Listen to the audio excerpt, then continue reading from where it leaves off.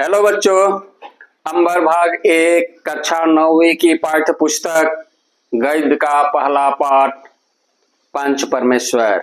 आइए इस पाठ को समझने से पहले इस पाठ के लेखक के बारे में समझने की कोशिश करते हैं। लेखक हैं मुंशी प्रेमचंद। देखिए, हिंदी कथा साहित्य के कुशल चितेरे मुंशी प्रेमचंद का जन्म 31 जुलाई 1880 को बनारस शहर से 4 मील दूर लमही नामक गांव में हुआ था। इनका वास्तविक नाम धनपत राय था। पिता का नाम मुंशी अजायब लाल तथा माता का नाम आनंदी था। पिता डाकखाने में किरानी थे।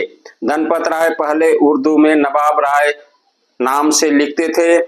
उर्दू में प्रकाशित उनका पहला कहानी संग्रह सोजे वतन अंग्रेज सरकार ने जब जब्त कर लिया तो उन्होंने प्रेमचंद नाम से हिंदी में लिखना आरंभ किया। आजीविका के लिए शिक्षक की नौकरी की तथा डिप्टी इंस्पेक्टर भी बने।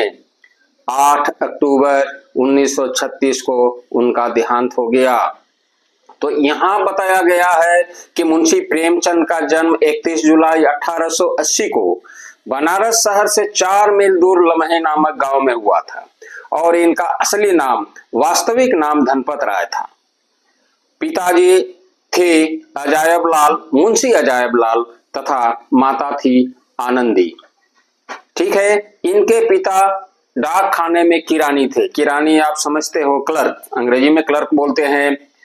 तो धनपत राय पहले उर्दू में नवाब राय नाम से लिखते रहे या नाम से जानते रहे। आप याद रखना होगा कि इनका वास्तविक नाम तो धनपत राय था, लेकिन उर्दू में जब लिखते थे तो अपना नाम नवाब राय के नाम से लिखते थे। और उर्दू में जो उनका पहला कहानी प्रकाशित हुआ सोजे वतन, अंग्रेजों ने क्या किया, अंग्रेजों का जमाना था, अंग्रेजों ने क्या किया, उस कहानी को जब्त कर लिया। अब आगे ये क्या करते हैं, अब अपना नाम बदल करके प्रेमचंद दे देते हैं। अब प्रेमचंद के नाम से इन्होंने अपना लेख जारी रखा। आजीविका के लिए, आजीविका मतलब फॉर हिज लाइवलीहुड, क्या किया, शिक्षक की नौकरी की तथा डिप्टी इंस्पेक्टर भी बने। समझ रहे हो आप, डिप्टी इंस्पेक्टर अंग्रेजी में डेप्यूटी इंस्पेक्टर कहते हैं। 8 अक्टूबर 1936 को उनका देहांत हो गया। ये आप समझ गए होंगे, इनकी मृत्यु हो गई 8 अक्टूबर 1936 को। अब आगे देखते हैं। प्रेमचंद जीवन भर आर्थिक तंगी से जूझते रहे। नौकरी में बार बार हो रहे तबादले, नई नई सामाजिक समस्याएं एवं पारिवारिक झंझटों से तंग आकर प्रेमचंद सब कुछ छोड़कर साहित्य रचना में लग गए। अब क्या है, इनका जो फाइनेंशियल प्रॉब्लम हमेशा बना रहता था, इसका कहने का मतलब है आर्थिक तंगी से जूझते रहे। और अंग्रेज सरकार क्या करते थे, नौकरी में बार बार तबादले करते रहते थे। तबादले का मतलब ट्रांसफर। तो बहुत प्रकार की समस्या थी। एक तो ट्रांसफर की समस्या थी, नई नई सामाजिक समस्याएं, सोशल प्रॉब्लम भी था, एवं पारिवारिक झंझटों से तंग आकर, और उनका कुछ अपना पारिवारिक झंझट भी तो होता ही है सब परिवारों में, ठीक उसी प्रकार प्रेमचंद के पारिवारिक झंझट भी कुछ थे। उन्होंने तंग आकर के क्या किया, सरकारी नौकरी छोड़ दिया और साहित्य रचना में लग गए। उन्होंने लगभग 300 कहानियां तथा 14 उपन्यासों की रचना की। 300 कहानियां, 300 स्टोरीज एंड 14 नॉवेल्स उन्होंने लिखी। 14 उपन्यासों की रचना की। उनकी गिनती संसार के महान लेखकों में होती है। आगे चलकर उन्हें उपन्यास सम्राट, महान कहानीकार, कलम का सिपाही जैसी उपाधियों से विभूषित किया गया। तो अगर कोई पूछता है कि उपन्यास सम्राट कौन है, मुंशी प्रेमचंद, महान कहानीकार मुंशी प्रेमचंद, कलम का सिपाही मुंशी प्रेमचंद, ये उपाधियों से उनको विभूषित किया गया या नाम से जाने जाते थे। उनकी सभी कहानियां मानसरोवर के 8 भागों में संकलित है। मानसरोवर एक बड़ा ग्रंथ है और उन्होंने जो लगभग 300 कहानियां लिखी, उन सब कहानियों का संकलन उस मानसरोवर ग्रंथ में ही संकलित है। That means all stories are collected in one book called Mansarovar.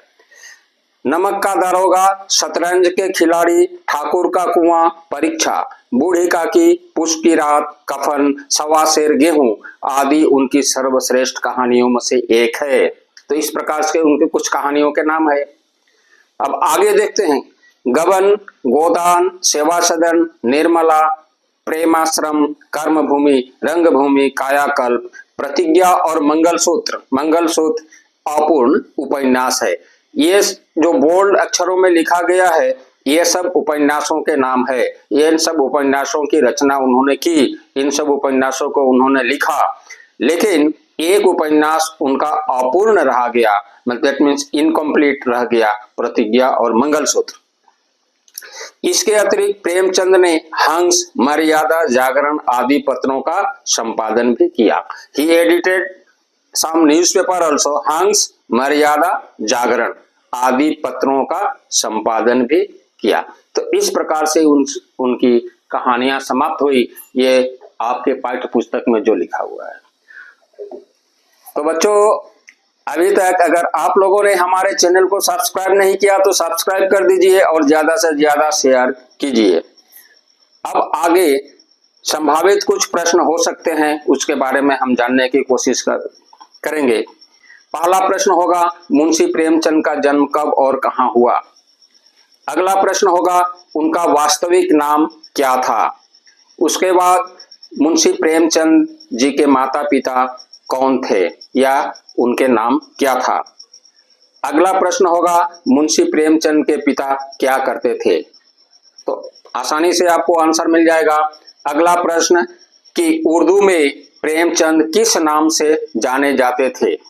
अगला प्रश्न कि प्रेमचंद जो उर्दू में कहानी लिखी उसका नाम क्या था।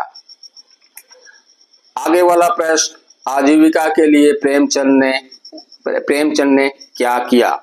प्रेमचंद कौन सी नौकरी की। प्रेमचंद की मृत्यु कब हुई। आगे हम देखते हैं कि प्रेमचंद किससे जूझते रहे। अगला प्रश्न, प्रेमचंद सरकारी नौकरी क्यों छोड़ दी। अगला प्रश्न होगा, प्रेमचंद ने कितनी कहानियां लिखी, कितनी उपन्यास लिखे और प्रेमचंद को किन किन उपाधियों से विभूषित किया गया।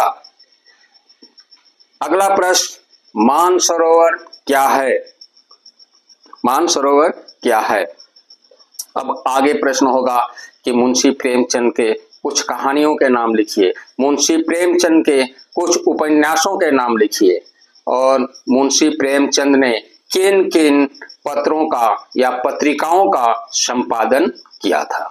इस प्रकार से संभावित प्रश्न है। बच्चों, मुंशी प्रेमचंद ये जो लेखक हैं इनके बारे में प्रश्न आता ही है और आपको जानना भी जरूरी है। ठीक है, आपको अगर मेरा एक्सप्लेनेशन अच्छा लगा हो तो लाइक कर दीजिए और आगे ऐसे ही वीडियो देखने के लिए हमारे चैनल को सब्सक्राइब करें। धन्यवाद।